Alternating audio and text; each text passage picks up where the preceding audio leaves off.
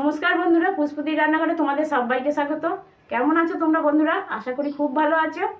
দেখো, আজ আমি রোজকার মতন চলে এসেছি পাউরুটির একটা রেসিপি নিয়ে। পাউরুটির আজকে আমি পকোড়া করব। তোমরা পাউরুটির পকোড়াও বলতে পারো, আবার ব্রেড পকোড়াও বলতে পারো। তার জন্য কি কি উপকরণ নিয়েছি দেখো। এখানে আমি খুব অল্প উপকরণে এই পাউরুটির পকোড়াটা তৈরি করব। দেখো, এখানে আমি 5 পিস পাউরুটি নিয়ে নিয়েছি।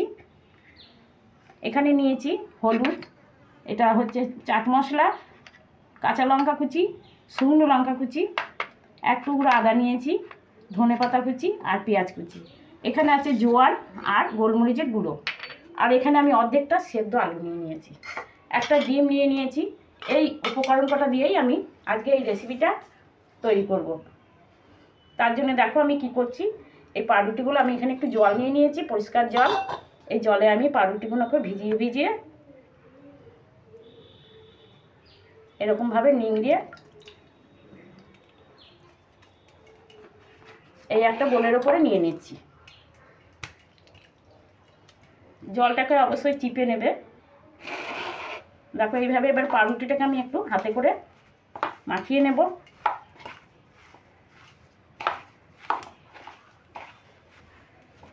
মাখিয়ে নিয়েছি। এবার দেখো একটা গ্রেটারের সাহায্যে আমি এই আদার টুকরোটা গ্রেট করে দেবো। এই আদার টুকরোটা চাইলে বেটে দিতে পারো তোমরা, কিন্তু এইটা এইভাবে গ্রেট করে দিলে কিন্তু এই রেসিপিটা খুবই ভালো লাগবে খেতে। এইগুলো মুখে পড়বে, খেতে খুবই ভালো লাগবে। দেখো আদাটাকে গ্রেট করে নিয়েছি। এবার এই সেদ্ধ আলুটাকেও আমি এইভাবেই করে নেবো। চাইলে তোমরা হাতে করে চটকিয়ে মাখিয়ে নিতে পারো, কিন্তু আমি গ্রেটারের সাহায্যে এইভাবে করে নিচ্ছি।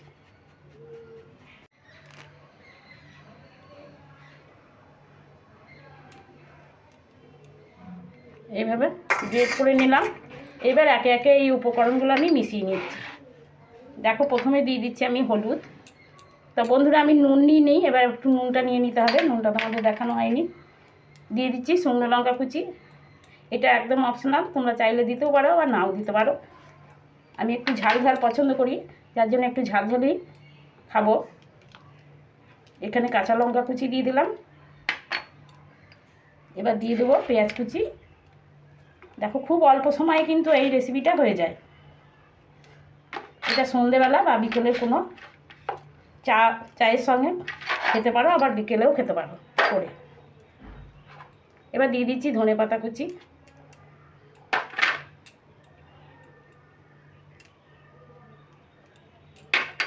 দিয়ে দেবো চাট মশলা। এর মধ্যেই জিরে, ধনে, লঙ্কা, গোলমরিচ সমস্ত কিছু দিয়েই চাট মশলাটা তৈরি করেছি। এটা দিয়ে দিচ্ছি, এটা দিলে খুবই ভালো লাগবে খেতে। এবার দিয়ে দেবো গোলমরিচের গুঁড়ো। আর দিয়ে দিচ্ছি জোয়ান। জোয়ানটা একটু হাতে করে ঘষে দিতে হবে, তাহলে জোয়ানের যে ফ্লেভারটা থাকে খুবই ভালো বেরোবে। এবার জোয়ানটা দিয়ে দিলাম। এবার আমি দিয়ে দেবো নুন। পরিমাণ মতন নুনটা দিয়ে নেবে। নুনটা দিয়ে নিয়েছি। এবার দিয়ে দেবো ডিম। এখানে আমার কাছে পোলট্রির ডিম নেই, এটা হাঁসের ডিম, দেশি হাঁসের ডিম। এই ডিমটাকে আমি বাটিটাকে প্রথমে ফাটিয়ে নেবো, কারণ হচ্ছে এখানে ডিমটা যদি পচা হয় তাহলে সমস্ত জিনিসগুলোই কিন্তু নষ্ট হয়ে যাবে। যার জন্য আমি একটু বাটিতে ফাটিয়ে দেখে নিচ্ছি। ডিম তো পচা বেরোয় গরমকালে অবশ্যই।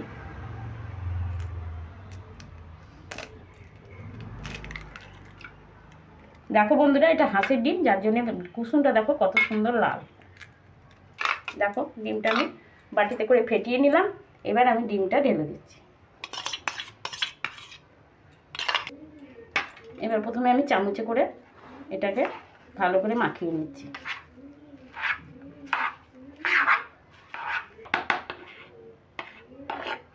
এবার এখানে দিয়ে দেবো একটু সাদা তেল। এই হাফ চামচ মতন সাদা তেল দিয়ে নিলাম।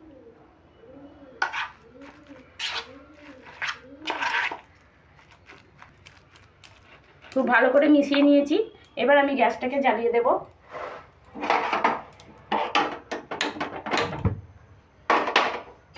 এই পকোড়াগুলো ভাজার জন্য কড়াইটাও বসিয়ে দেব। এবার কড়াইয়ে দিয়ে দেবো সাদা তেল।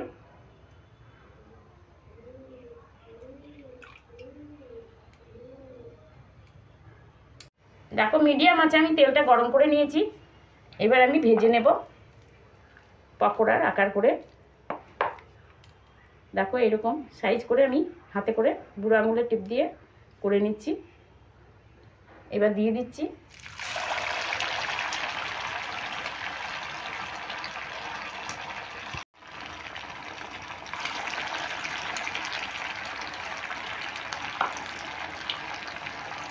একটু চ্যাপটা করে দিলেই কিন্তু ভাজা হবে খুব ভালো করে।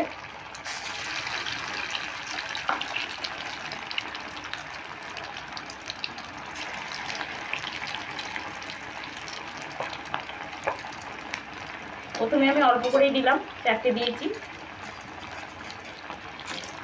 এবার নিচ থেকে এইভাবে তেলটা উপর দিয়ে ছড়িয়ে দিতে হবে। আর আমার একবার ডুবু তেলই হয়ে গেছে। এবার উল্টিয়ে দিচ্ছি।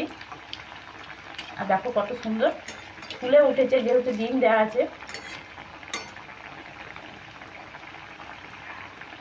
এটা মিডিয়াম আছে, একটু ধরে ভাজতে হবে, তাহলে ভেতরটা পর্যন্ত মুচমুচে হবে।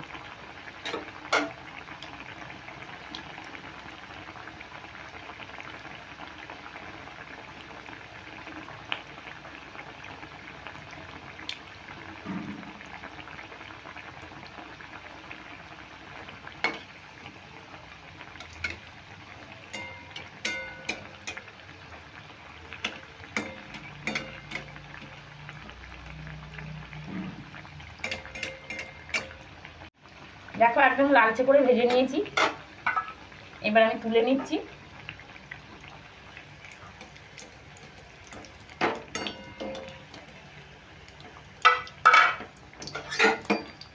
একবারই সব কটাকে তুলে নেব।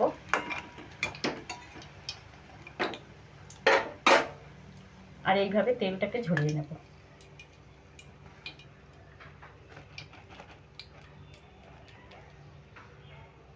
একটা পাত্রে তুলে নিলাম।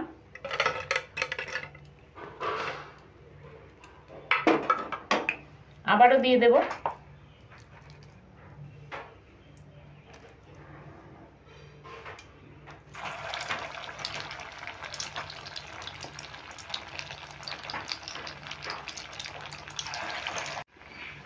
দেখো দ্বিতীয়বার এগুলো কিন্তু একদম ভাজা হয়ে গেল। এগুলো তুলে নিচ্ছি।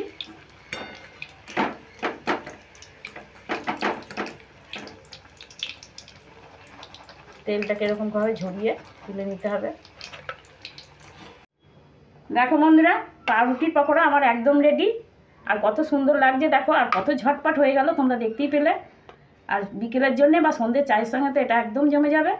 এইভাবে তোমরা খেয়েও, চায়ের সঙ্গে খেতে পারো, আবার তোমরা সসের সঙ্গেও খেতে পারো। আর আমার এই রেসিপিটা যদি ভালো লেগে থাকে তাহলে কমেন্ট, লাইক, শেয়ার করতে ভুলবে না। আর যারা বন্ধুরা আমার চ্যানেলে এখনও পর্যন্ত নতুন আছো তারা যেন অবশ্যই সাবস্ক্রাইব করে দেবে আর পাশে থাকা বেল আইকনটা প্রেস করবে, তাহলে সবার আগে আমার ভিডিওগুলো তোমাদের কাছে পৌঁছে যাবে। তাহলে বন্ধুরা এবার আমি আসি, পরের দিন আবার অন্য কোনো নতুন রেসিপি নিয়ে চলে আসবো। তোমরা ভালো থেকো, সুস্থ থেকো।